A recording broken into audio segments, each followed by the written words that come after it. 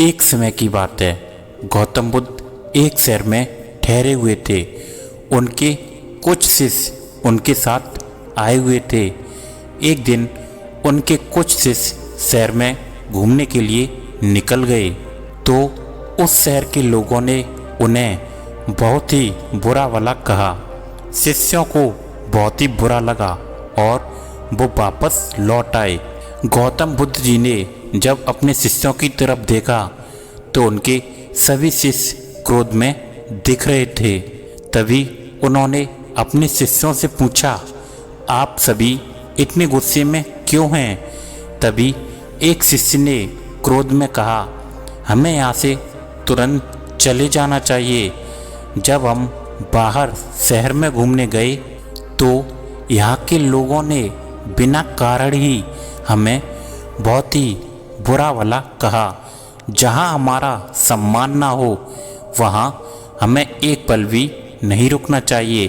यहाँ के लोग दुर्व्यवहार के सिवा कुछ और नहीं जानते हैं।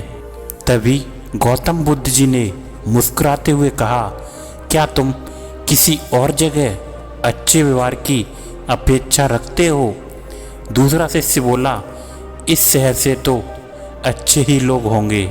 तभी गौतम बुद्ध जी बोले, किसी भी जगह को सिर्फ इसलिए छोड़ देना गलत होगा कि वहाँ के लोग दुर्व्यवहार करते हैं। हम तो संत हैं, हमें तो कुछ ऐसा करना चाहिए कि जिस स्थान पर भी जाएं, उस स्थान को जब तक ना छोड़ें जब तक अपनी अच्छाइयों से वहाँ के लोगों को बदल ना दें। हम जिस भी स्थान पर जाएं, वहाँ के लोगों को कुछ ना कुछ देकर ही आएं। अगर हम उनसे अच्छा व्यवहार करेंगे तो वो भी कब तक हमसे दुर्व्यवहार करेंगे। आखिर में उन्हें भी सुधरना ही होगा। वास्तविकता में संतों का काम तो ऐसे ही लोगों को सुधारना है। सही चुनौती तो वो है कि हम विपरीत परिस्थितियों में भी खुद को साबित कर सकें। ये सारी बातें सुनकर बुद्ध के शिष्यों में से एक शिष्य ने पूछा, गुरुदेव, उत्तम व्यक्ति किसे कहते हैं?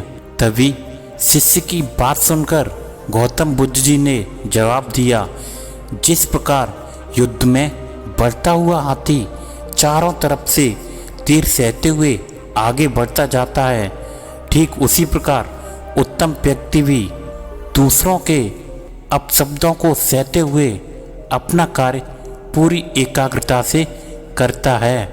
हमेशा याद रखना, खुद को बस में करने वाले प्राणी से उत्तम कोई और हो ही नहीं सकता। ये सारी बातें शिष्यों के समझ में आ गईं और उन्होंने वहाँ से जाने का इरादा त्याग दिया। ये छोटी सी कहानी हमें ये सिखाती है, जिस व्यक्ति का खुद पर नियंत्रण है वो व्यक्ति महान और उत्तम व्यक्ति कहलाता है।